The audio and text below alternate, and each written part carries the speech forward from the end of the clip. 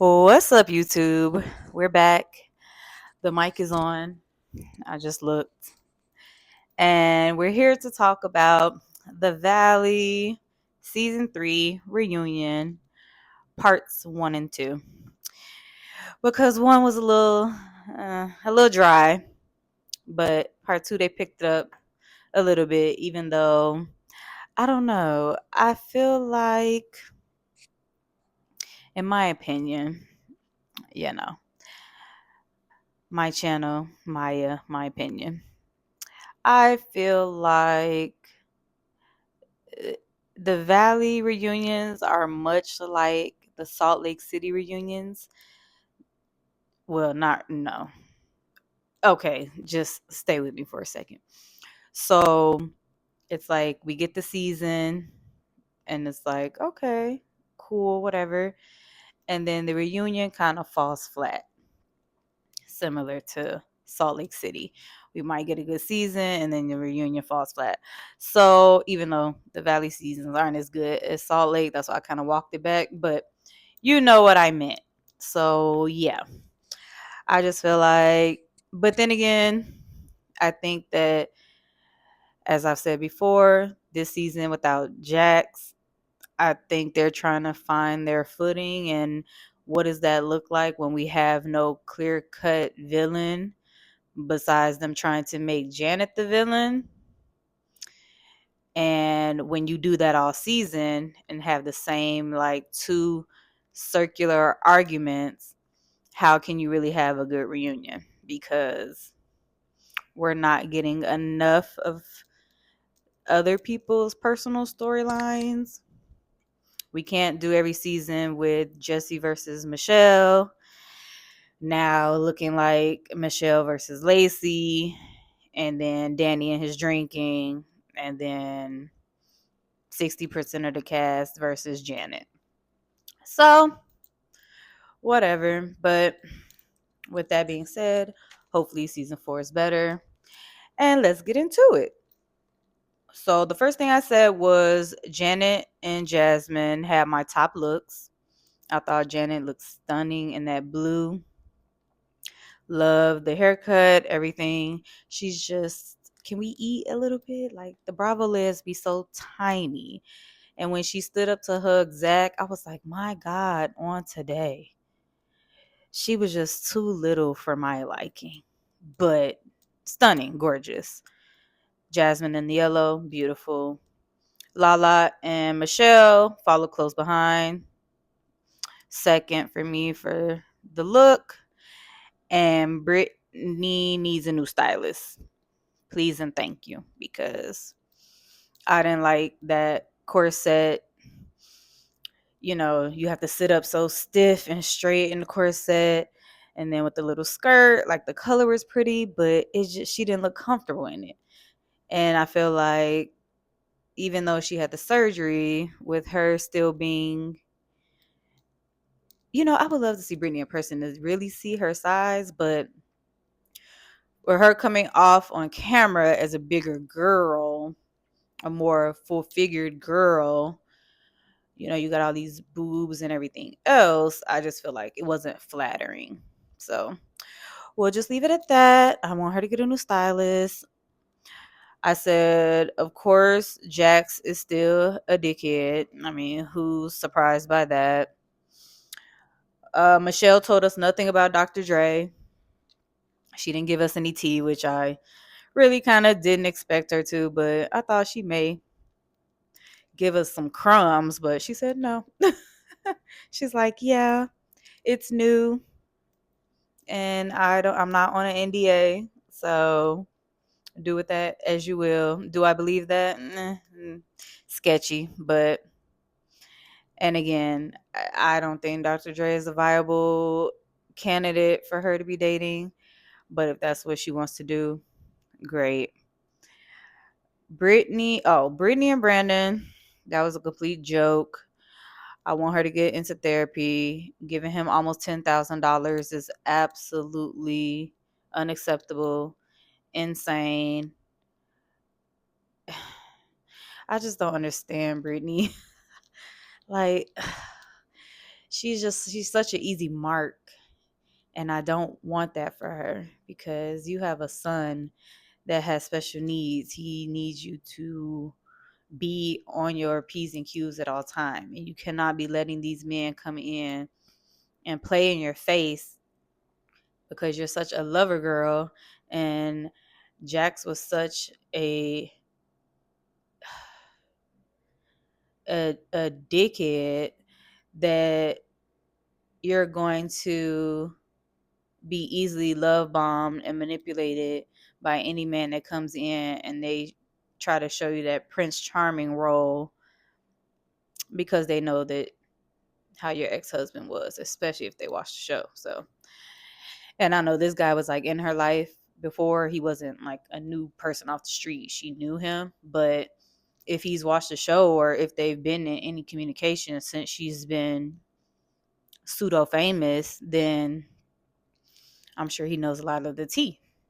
So it's easy for, somebody like him, not saying he was using her, but it would be easy for somebody to swoop in and to use her because she needs to really hone in on self.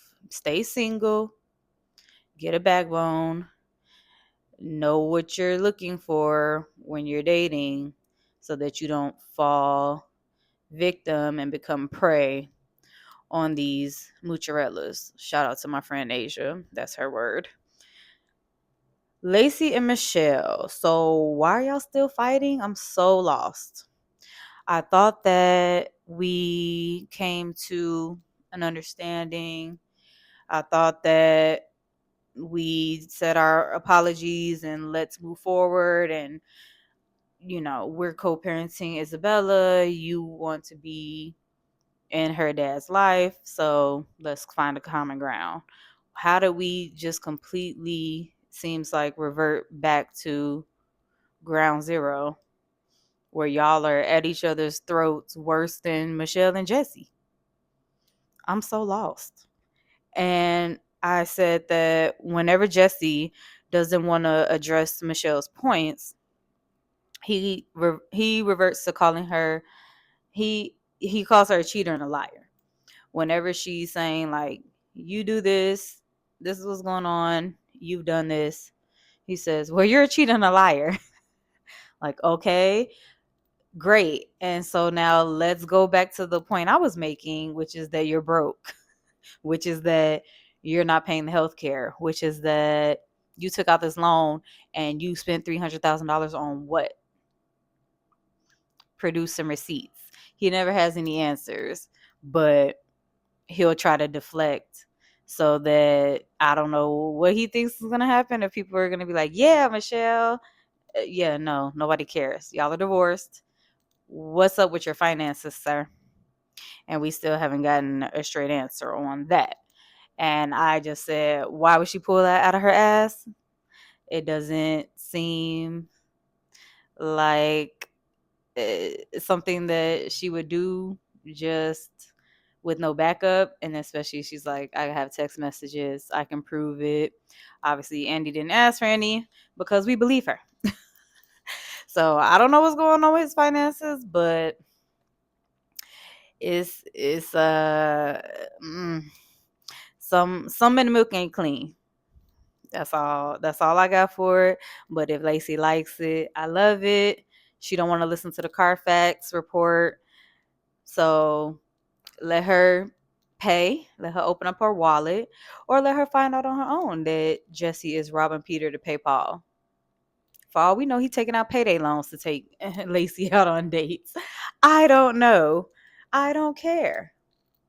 I want y'all to please just be cordial and just coexist. Y'all are all on the show together. Y'all share a kid. She's involved with him. Nobody wants to see y'all arguing every season. It's stale. It's not even entertaining enough for me to be like, keep up the mess. Keep going back and forth. No. Mm-mm. Let it go, please. Thank you. So now Lacey's temperament on like how she deals with men. Now that me and her can agree on, because I too and mean to men and get a kick out of it and think it's funny, because who cares? Men's feelings are their whatever. They don't care about hurting our feelings. So I talk the same way to men. So I wonder what Lacey's sign is. I'm gonna have to try to see if I can find that. But because now I'm wondering if we share the same zodiac sign, or if she's an earth sign. But yeah, so who cares about that? But if Jesse likes it, I love it as well. There's plenty of men out here that like mean women, or assertive, dominant, more masculine leaning, quick witted. What am I trying to say? Women that can go back and forth too with the zingers, and just be like dry humor. Dry humor. That's what I'm trying to say too. Dry humor. So any man like that is a man for me. And any woman that acts like that, we can be friends, because that's how I talk as well. I don't know if that comes across on camera, but I'm sure if I do enough videos, you guys will see that side. So yeah, so I already talked about that. It's interesting that Jesse and Michelle, they're getting along. She said 90% of the time now, but only when Lacey's involved, that's when it's like tension. And I'm just like, how do we get here? Because y'all were at each other's throats last season, like almost fighting to the death when she was with Aaron and he was single. And now that he's with somebody and she's single, you're fighting with her and not him. So I just want them to get that together. I made a little note about Schwartz and Kiana, because a 16-year age difference and you're 43, meaning she's 27. Yeah. So I like Schwartz and all, but that's weird. That's weird as hell. I'm not even gonna hold you. 37, cool. Obviously, that's still even close, but even like a 32, even 33, 33, 10-year difference. Okay, I'll give you that. But 16 years? You were a sophomore in high school and she was just being born? It's a little much, Schwartz. I got my good eye on you in that, because it's just a little creepy. I feel like big age gaps like that when you're older, that's one thing. Because I know Andy was like, oh, yeah, he always says that that's how old, that's the gap between him and his man, too. I feel like when you're older, it's like not as big of a deal. But somebody that's almost in their mid 40s talking to somebody that's still in their late 20s, and then Schwartz has been married and divorced, I just feel like, what exactly do y'all have in common? What exactly are y'all talking about? Y'all grew up in completely different eras, just everything. I don't know. It's just it's weird to me. It's a little creepy. I don't agree with that big of a gap when you're certain ages, but if you like it, I love it. Zach, why don't you have furniture? Still, if y'all were recording last fall and the reunion is just coming out now, we're almost going into fall again. Why do you still not have furniture? I'm so lost. Again, I need to know more about the finances with for everybody in this group, because you borrow money from Kristen, you borrow money from Brittany, you are short on the rent sometime. I just want to know like what everybody does for money, or did for money, if they're now relying on social media, brand deals, and Bravo to pay the bills. What did you do beforehand? How are you sustaining yourself, or not? Or how are you planning on sustaining yourself? Did you guys go to school? Like that's that's the issue that I have. I feel like we don't really know about these people. We don't get information like that. Like, did y'all go to school? Did you graduate college? What, I mean, I know like Lala and Brittany and them, coming from Vanderpump, I'm sure they haven't worked real jobs in a long time because of being reality TV famous. And then that comes with, if you market yourself well, that comes with the social media stuff and the podcast and the different little side ventures. And usually that brings them enough money to make a living and to not have to clock in, work.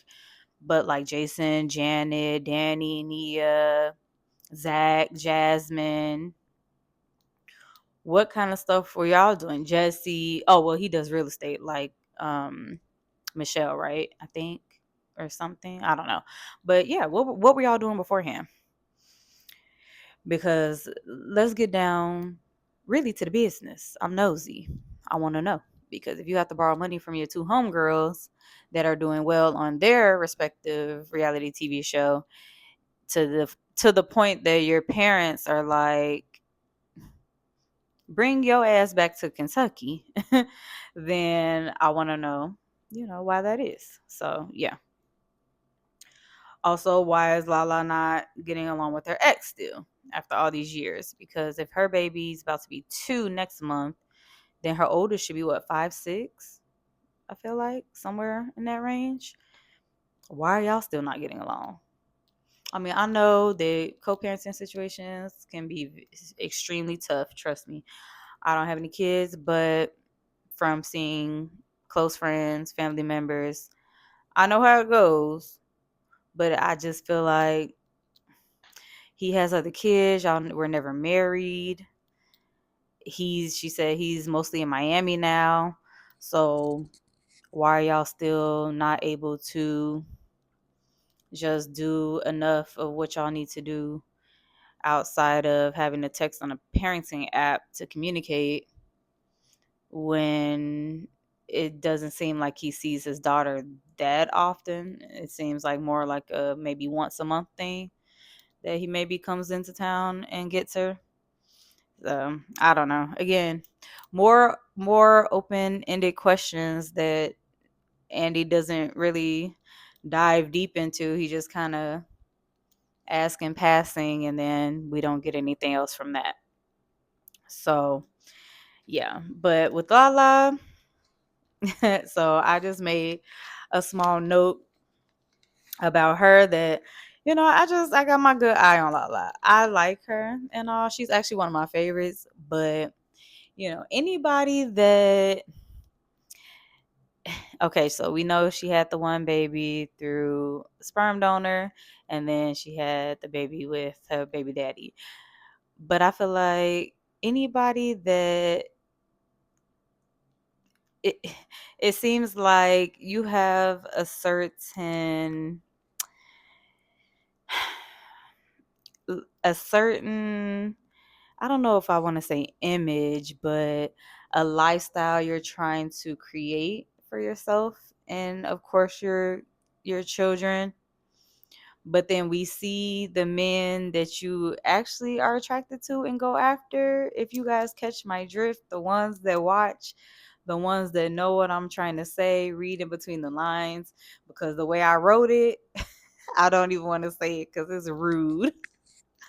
But yeah, it's like you like to sleep with, you're attracted to one thing, but then who you chose to have a family with looks another way.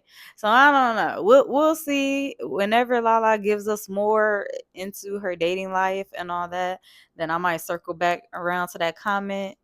But those who get it, those who understand and can read in between the lines and have watched Lala throughout the years on these shows know what I'm trying to say. So moving left and right along, Luke and Kristen. So y'all got some really deep-seated issues, and I need y'all to both be in individual therapy, because all this talking in circles y'all were doing all of this saying that we couldn't really get anywhere in couples therapy because we were arguing too much. Yeah, y'all need to do the solo work, please.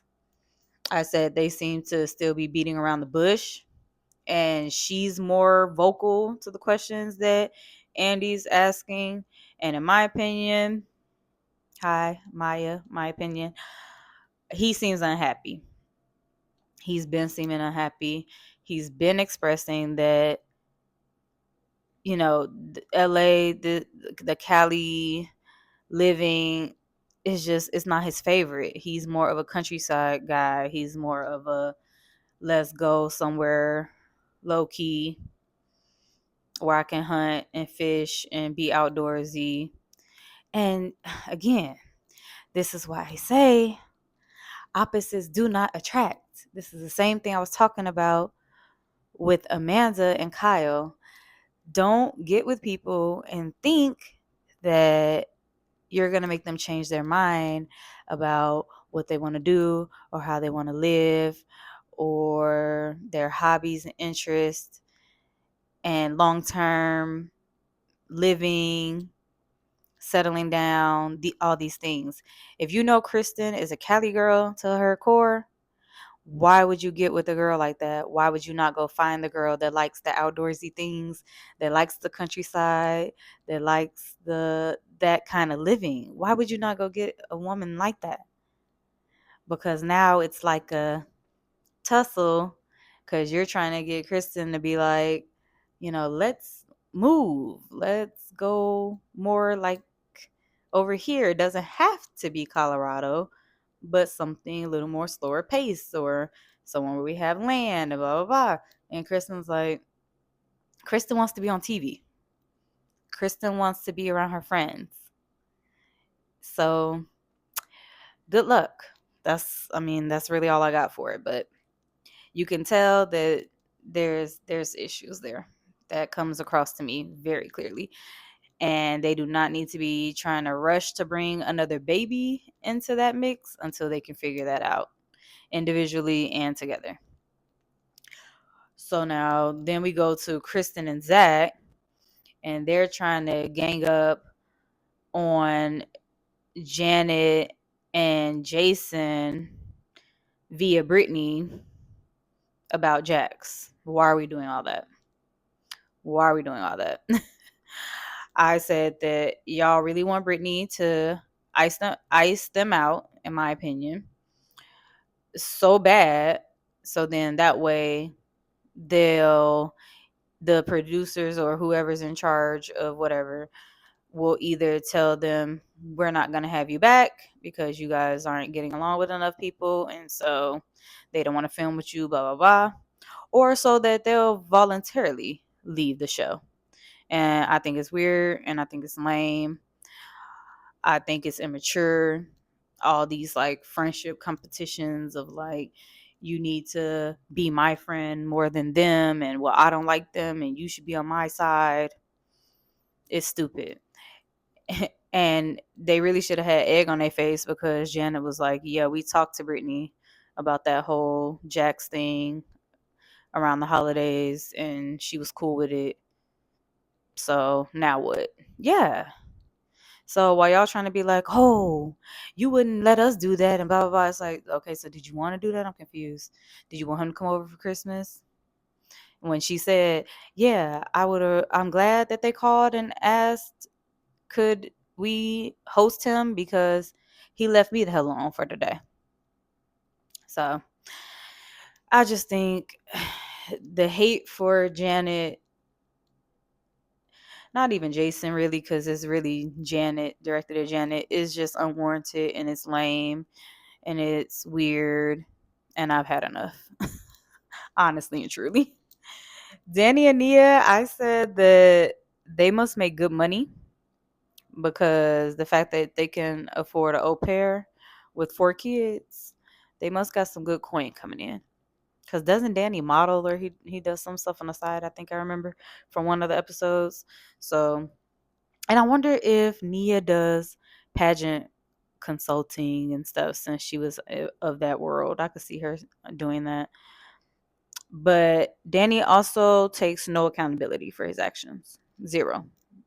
Zilch. Nada. And I'm glad that Lala was calling him out the whole episode because everybody else just lets them talk, him and Nia, and they don't chime in and give enough. They don't say anything. They don't challenge any of the things that they say. They just let them give their PR answers that sound good and they just go with it. I said I 100% agree with Lala that if Danny, the way he was talking to Nia all season when he was getting drunk and being very disrespectful to her, if it was well, in regards to the little drag pageant competition that we saw that started everything, if that was a one-off situation, then I feel like in the confessionals or whatever, like that, we would have, that would have been the sentiment. We would have heard Nia being like, whoa, like he ain't never talked to me like this. I don't know what the hell's gotten into him. I don't know what the hell he was drinking, but he won't be drinking that anymore because he never talks to me like this. But it wasn't that.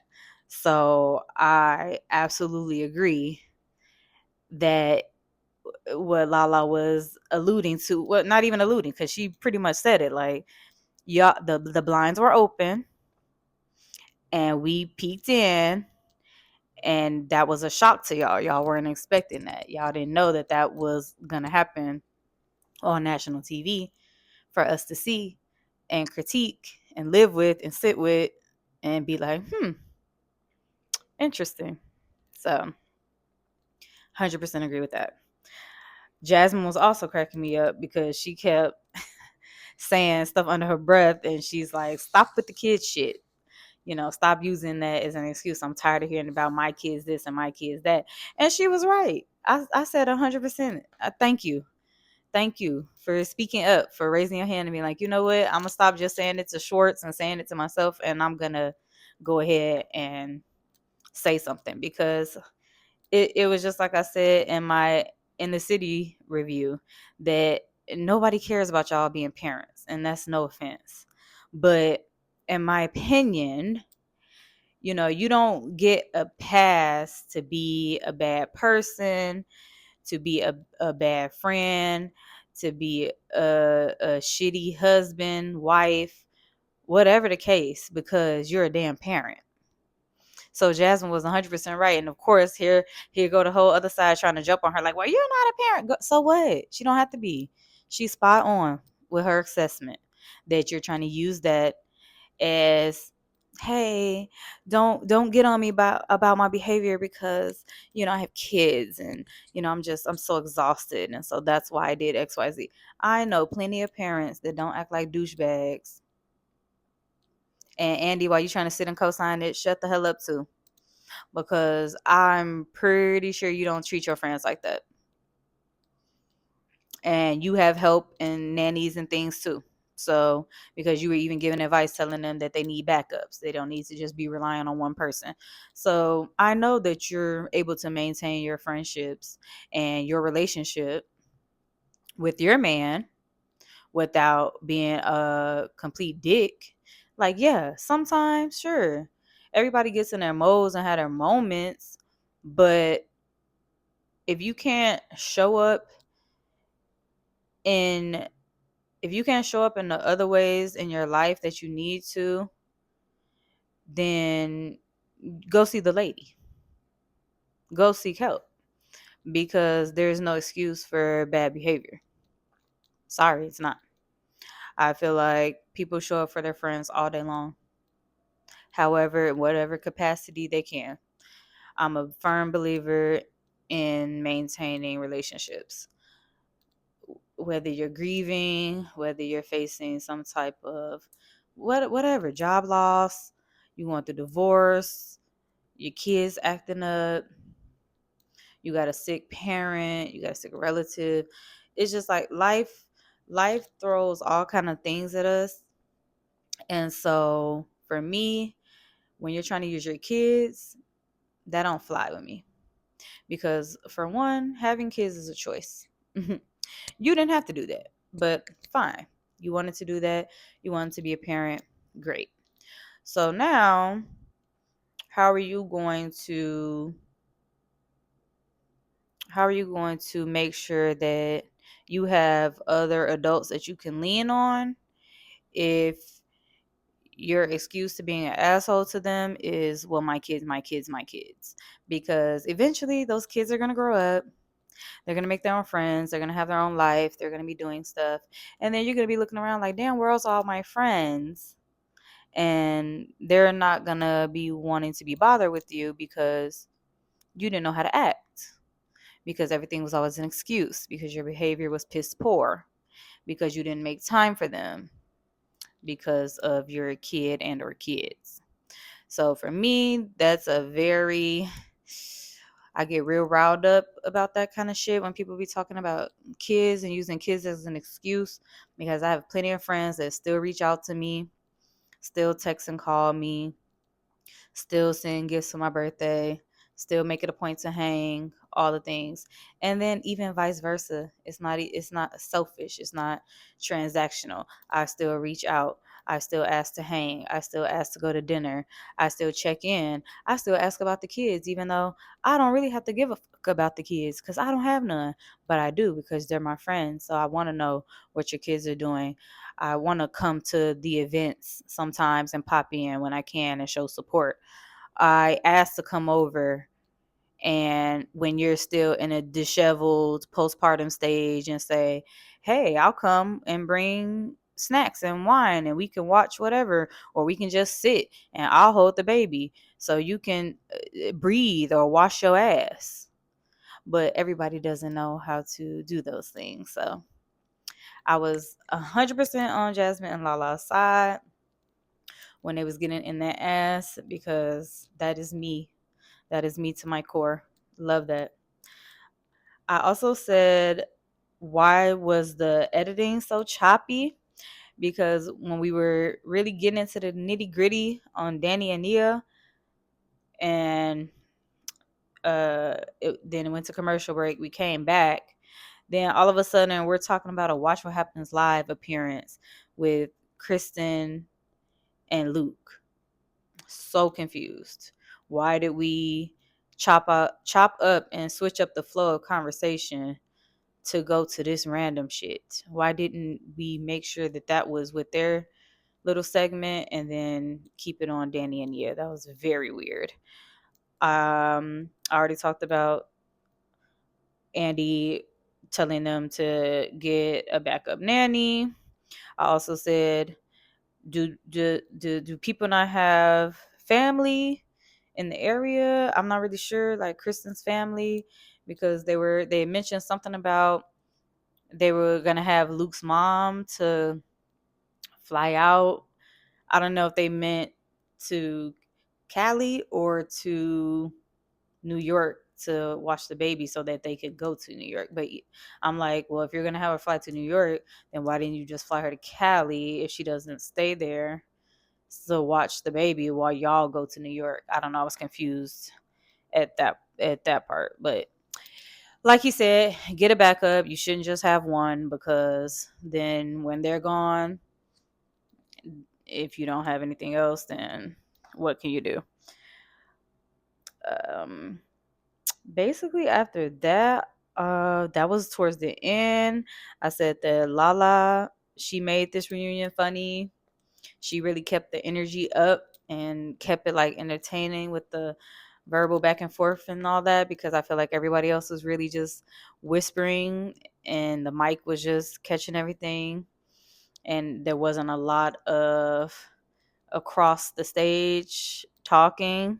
So luckily she knows how to do TV well, and she kept it entertaining on the second part, because again, these two parts have been kind of like want want, but this one was better than the first. And we ended on Danny claiming that his drinking slowed down and everybody making a face and saying what happened at Jasmine's wedding. So I'm interested to see what we coming with for the last part of the reunion. Because why are we lying still?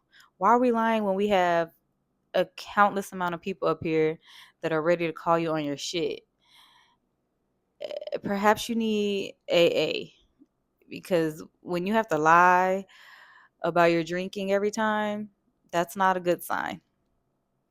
And I'm going to leave it at that. I'm Maya. Those were my opinions. Leave yours down below. Like, comment, share, subscribe. Tell a friend to tell a friend that likes Bravo. And what's today? Thursday. So I'll be back tomorrow with my Orange County review. Yeah, hopefully. I feel like last episode was a little filler-ish. So this one should be good. So hopefully, because I really been enjoying getting into my recording bag. So, and I try not to ramble too much this video until now. So yes, I'm gonna go to bed. Thank you for watching. Bye.